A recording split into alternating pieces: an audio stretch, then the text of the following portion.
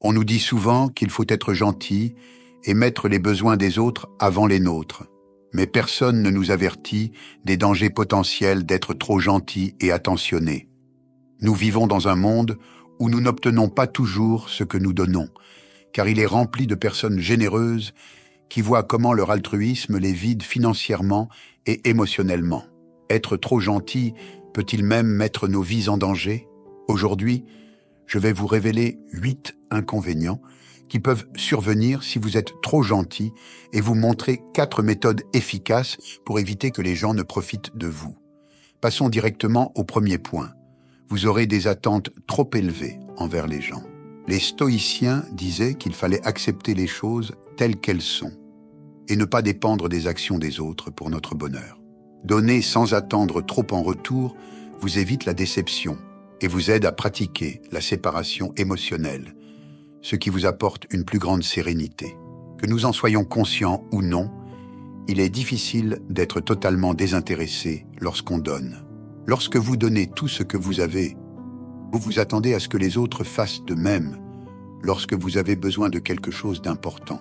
En habituant les gens à tout avoir fait pour eux, ils finiront par considérer cela comme acquis, que vous preniez soin de leur vie comme des vôtres. En réalité, vos espoirs de réciprocité ne seront pas satisfaits et vous finirez avec une mauvaise humeur, de la fatigue, de la colère et de la tristesse. Les gens ne vous déçoivent pas vraiment. Ils se contentent de faire ce que vous devriez faire, c'est-à-dire prendre soin de leurs propres tâches. Les gens s'attendront uniquement à ce que vous leur donniez quelque chose, ce qui est le deuxième point. Les stoïciens disent qu'il est important de se rappeler que la véritable valeur vient d'agir de manière juste et logique, pas simplement de faire ce que les autres veulent. La modération dans le don de soi permet de rester maître de ses actions et d'éviter les habitudes nuisibles pour votre bien-être mental. Vous avez entendu toute votre vie que les gens sont des créatures d'habitude, et c'est tout à fait vrai. Les gens s'adaptent à un schéma, un mode de vie et une symphonie de choses qui se passent autour d'eux. L'idée de la zone de confort vient de ce désir de changer. Cela signifie que si vous donnez constamment, les personnes que vous aidez s'attendront à ce que vous donniez toujours quelque chose. Vous les conduirez à leur zone de confort et ils n'auront pas à assumer beaucoup de leurs responsabilités parce que vous serez là pour les faire à leur place. Si vous ne vous appréciez pas vous-même, personne ne le fera à votre place. N'attendez pas de la part de ceux que vous aidez qu'ils vous encouragent à penser davantage à vous-même, car ils se concentreront sur leur propre bonheur, ce qui vous coûtera beaucoup dans votre vie. Troisièmement, vos objectifs ne seront pas pris en compte. Les stoïciens affirmaient qu'il est important de vivre selon la raison et la vertu, de fixer des limites et de mettre nos propres responsabilités en priorité si nous voulons rester équilibrés et ne pas abandonner notre identité et notre bien-être pour les autres. Si vous mettez les besoins des autres avant les vôtres, vous risquez de fuir quelque chose en vous qui vous fait mal et vous effraie. Comment vous sentez-vous lorsque vous passez le week-end seul ou rentrez chez vous chaque jour en sachant que personne n'est là pour vous accueillir? Si vous faites tellement de choses différentes pour échapper à vous-même, le choc sera d'autant plus fort parce que, d'une part, vous devrez tôt ou tard faire face à vous-même, et d'autre part, votre mauvaise humeur s'aggravera à mesure que vous commencerez à mettre les besoins des autres avant les vôtres. Prendre soin de soi est l'une des parties les plus importantes de la santé. Avant de pouvoir aider les autres à se sentir mieux, vous devez vous assurer que vous êtes heureux, gâté et bien soigné.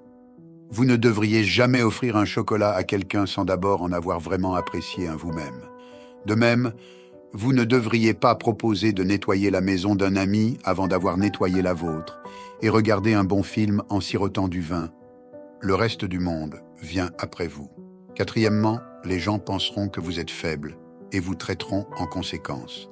Le stoïcisme nous apprend à être forts et à prendre le contrôle de nous-mêmes en fixant des limites et en pratiquant l'autodiscipline.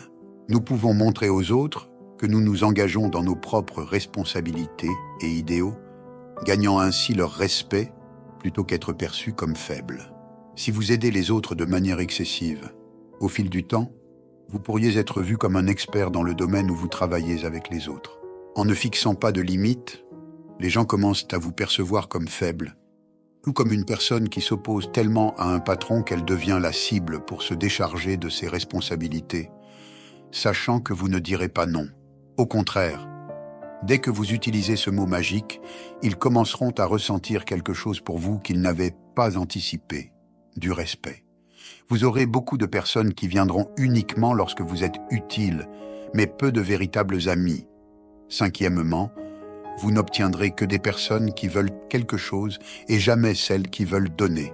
Avec un jugement patient, nous pouvons construire des relations réelles et bénéfiques pour les deux parties.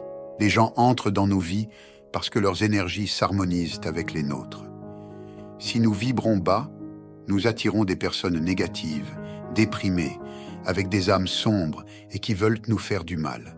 Lorsque nos vibrations sont élevées, nous attirons des personnes pleines de bonne énergie, de gentillesse, d'enthousiasme, de travail acharné et de joie. Par conséquent, lorsque nous donnons à tout le monde, nous perdons tellement d'énergie que nous commençons à vibrer à une basse fréquence.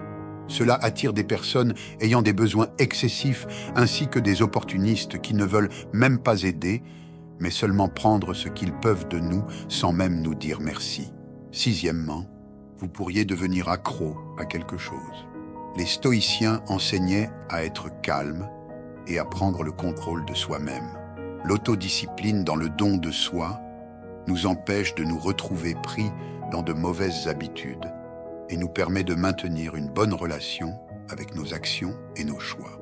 Lorsque le manque est une partie régulière de notre vie, le besoin de quelque chose croît, ce qui est le meilleur moyen de devenir accro. Ainsi, un jour, quelqu'un de proche pourrait remarquer que vous buvez trop, ou même que vous mangez ou pariez excessivement. Faites attention à ce que dit quelqu'un qui se soucie de vous, car votre premier instinct pourrait être de vous fâcher contre eux et de leur dire que vous n'avez pas de problème. Mais c'est souvent ainsi que les gens agissent lorsqu'ils sont si pris par leurs propres problèmes qu'ils ne voient pas qu'ils en ont un. Souvenez-vous toujours que les gens qui se soucient de vous veulent ce qu'il y a de mieux pour vous, alors écoutez bien ce qu'ils disent, car ils essaient de vous aider à arrêter de tomber et à avancer. Septièmement, vous ferez réfléchir les gens à deux fois. Le stoïcisme nous dit de faire de bonnes choses, peu importe ce que les autres pensent de nous. En nous concentrant sur la vie en accord avec nos croyances et principes, nous construisons une bonne image qui peut résister aux fausses accusations. Peu importe combien nous aimerions que les choses soient différentes, la vérité est qu'il n'y a pas tant de gens bienveillants dans le monde. Donc, si vous en faites partie, les gens seront méfiants plutôt que reconnaissants. Il ne faudra pas longtemps avant que votre gentillesse amène les gens à se demander ce qui se passe avec vous et quel plan vous cachez. Cela pourrait signifier que vous avez rencontré un groupe de personnes suspicieuses, mais il est plus probable qu'ils sont simplement honnêtes. La plupart des gens qui veulent aider de trop sont cachés derrière des intentions douteuses qu'il vaut mieux éviter. Maintenant, voyons ce que vous pouvez faire pour éviter que les gens ne profitent de vous. Stratégie 1. Faites attention à ce que vous ressentez, car cela vous dit quelque chose. Selon l'idée stoïcienne de la conscience de soi, faites attention à vos sentiments. Les stoïciens pensaient qu'il était important de réfléchir à soi-même pour comprendre vos sentiments et désirs. En prêtant attention à vos émotions, vous pouvez savoir si vous donnez trop et vous épuisez mentalement. Cela vous permet de changer votre focus et de trouver un bon équilibre. Comment vous sentez-vous en aidant les autres? Penser à vous-même et vous mettre en priorité est une chose si gentille que vous devriez vous sentir comme si vous marchiez sur des nuages. Donc, si vous vous sentez trop occupé, fatigué, en colère ou utilisé, il est temps d'écouter vos sentiments. Si quelque chose que vous n'avez pas à faire vous fait si mal, ne vous mentez pas à vous-même à ce sujet. Découvrez comment l'aide que vous apportez affecte votre santé. Stratégie 2. N'ayez pas peur du mot « non ». Suivant les leçons des stoïciens, vous devriez réaliser que votre temps et votre énergie sont importants et doivent être utilisés de manière équilibrée. L'autocontrôle peut être démontré en étant capable de dire non lorsque vous vous sentez trop occupé ou lorsque la demande est injuste. Bien que le mot non évoque souvent des choses négatives et de la tristesse, il est normal de trouver difficile de le dire. Mais si nous n'apprenons pas à dire ce mot quand quelqu'un veut plus de nous que ce que nous pouvons donner, le pessimisme prendra le dessus sur nos vies. Pratiquez devant un miroir et dites-vous que c'est le seul moyen de retrouver votre liberté et d'éviter des risques inutiles. Stratégie 3. Réservez du temps pour vous et respectez-le.